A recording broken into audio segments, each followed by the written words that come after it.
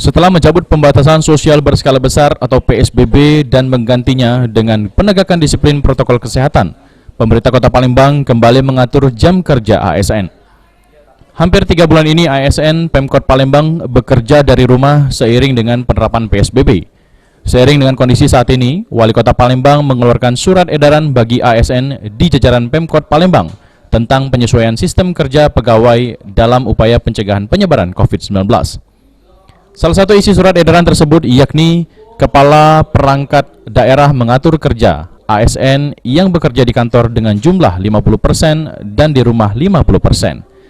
Sejak pandemi COVID-19, Pemkot Palembang mengambil kebijakan untuk bekerja dari rumah dengan sistem shift yang disesuaikan dengan organisasi perangkat daerah masing-masing. Pemberlakuan jam kerja normal ini berlaku untuk semua lapisan usia.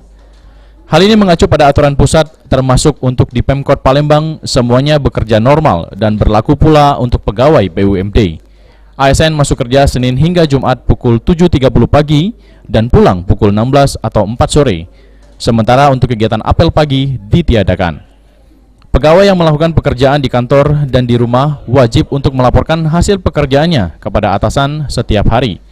Selain itu, dalam surat edaran wali kota ini juga mengatur pelayanan publik hanya diterima di ruang pelayanan sesuai dengan jaga jarak minimal 1 meter, protokol kesehatan, menggunakan masker, serta menggunakan hand sanitizer.